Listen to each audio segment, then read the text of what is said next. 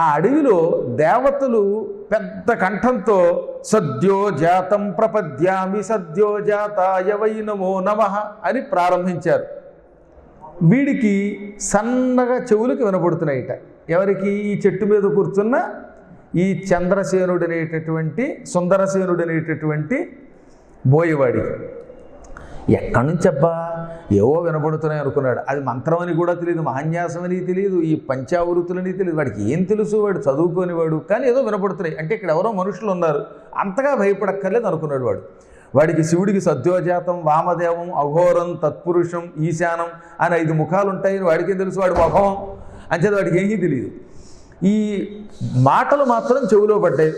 అమ్మ ఏదో బాగుంది అనుకున్నాడు. వాళ్ళక్కడ సద్యోజాతం ప్రపద్యామి అన్నప్పుడల్లా ఓ చొక్క నీళ్లు దాని మీద పడేవిట్టాయి, వీడి చంకలో ఉన్న తోలు తిత్తులో నీళ్లు. దాంతోపాటు వీడు కొంచెం ఇంకా కదులుతున్నప్పుడు ఆశ్చర్యం చెప్పనా, ఒక్కొక్క బిల్వపత్రం కూడా దాని మీద పడేది. అంటే ఇప్పుడు వాడు బిల్వపత్రాలతో పూజించాడు, మారేడాకులతో, జలంతో అభిషేకము చేశాడు. క్రమంగా అర్ధరాత్రి దాటింది, చిరుతుపుని దూరంగా వెళ్ళిపోయింది.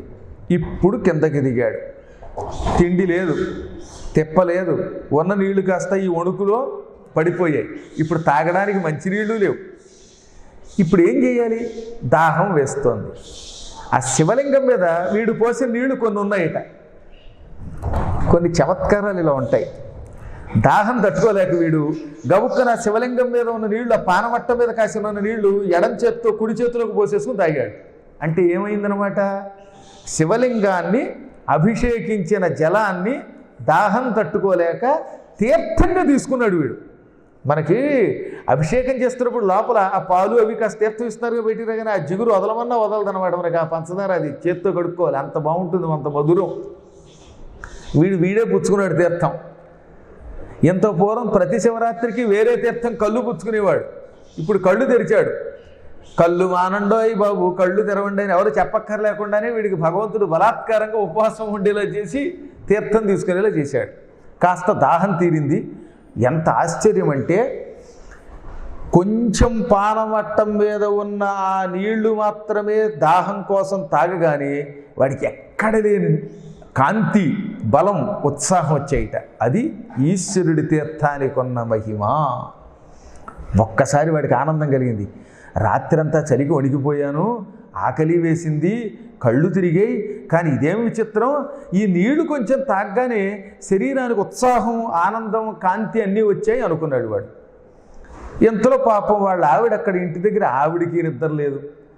మా ఆయన పెళ్లి రోజుకి ఎప్పుడూ బయటికి వెళ్ళేవాళ్ళం కాదు, జింకని వేటాడి మాంసం తెస్తానని వెళ్ళినవాడు చీకటి పడిపోయింది, అర్ధరాత్రి అయింది, ఇంకా రాడేమిటా అని వాడి కోసం సద్దన్నం కొంత మూటగట్టి నీళ్లు కూడా కాసిని మరొక తోలు తిత్తులో పుచ్చుకొని అర్ధరాత్రి వేళ బయలుదేరడానికి కొంచెం భయం గనక ఇంచుమించుగా తెల్లవారుజామున 3 గంటలకు బయలుదేరింది. ఒక కాగడా తీసుకుని వాడిని వెతుక్కుంటూ కొన్ని చోట్ల వీళ్ళ ఆయన కాలి గుర్తులు, జింక గుర్తులు కనబడ్డాయి. అవి వెతుక్కుంటూ అక్కడికి వచ్చింది. ఇంతలో కొంచెం తెల్లారుతోంది.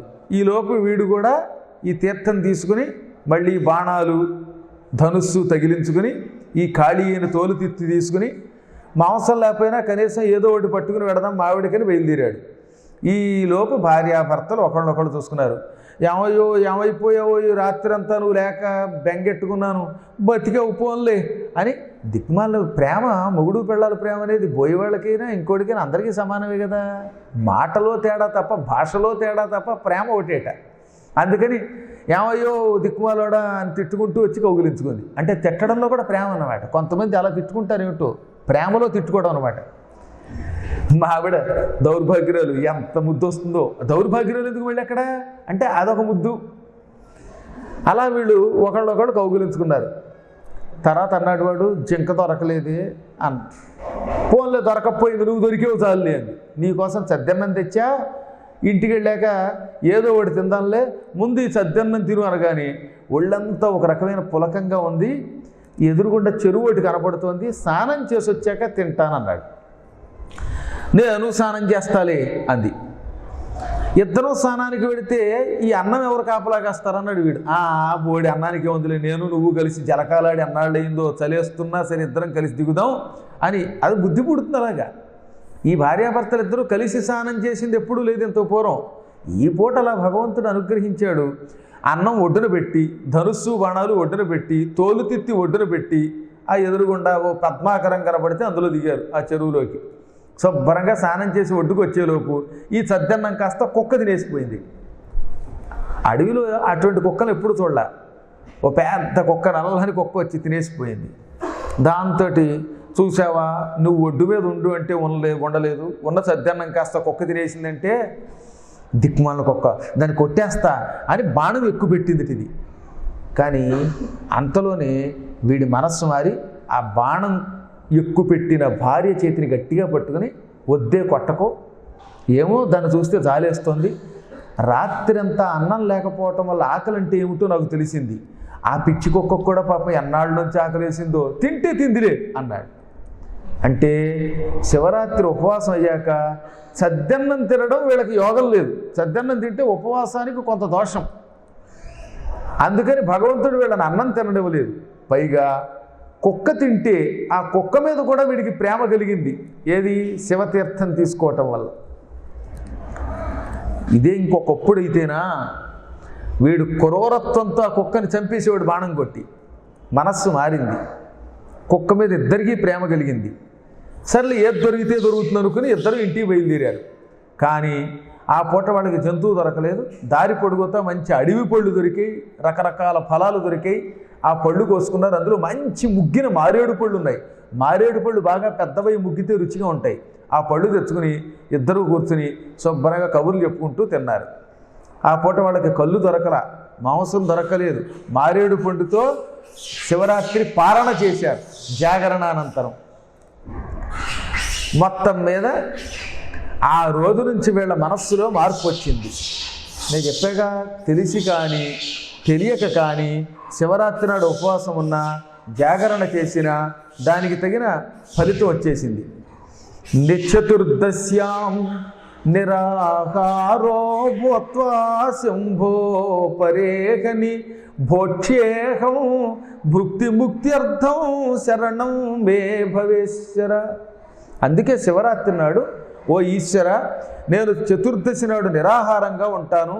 ఆ తర్వాత తెల్లవారుజామున లేచి యథాశక్తిగా భుక్తి ముక్తుల కోసం భోక్ష్యే పారణ చేస్తాను. అంటే శివరాత్రి నాడు ఉపవాసం ఉన్నాక మరునాడు ఉదయం స్నానం చేసి, ఈశ్వర నీ దయ వల్ల ఈ రోజంతా నేను నిరాహారంతో ఉన్నాను, జాగరణ చేశాను, నీ అనుగ్రహం వల్ల మోక్షం పొందాలి, కానీ భూలోకంలో కేవలం ముక్తే కాదు భుక్తి కూడా ఉండాలి. కాబట్టి భుక్తి ముక్తి పొందడం కోసం ఏదో ఒకటి వండుకొని నీకు నివేదన చేసి తింటున్నాను అని ఉపవాసం అయ్యాక ఎంతో కొంత అన్నం తినాలి. దీనికి పారణ అంటారు. ఉపవాసానంతరం దీక్షా విరమణ కోసం తీసుకునే ఆహారము అని అర్థం. వీడు శ్లోకం చెప్పలేదు, మంత్రం చెప్పలేదు, కానీ చెప్పాక ఇందాక మీకు ఏదో పండు తిన్నాడు. ఆ పుణ్యం వాడికి ఎటువంటి పుణ్యం అయిందిట?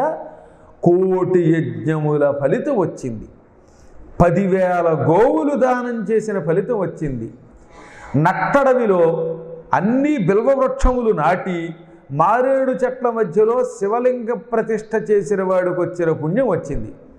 ఆ రోజు నుంచి వాడికి తెలియకుండానే మనసు మారిపోయింది. జంతుహింస మానేశారు, అందరినీ ప్రేమగా చూసేవారు. ఈలోపు వాళ్ళ అదృష్టవశాత్తు అక్కడికి అగస్త్యుడు వచ్చాడు.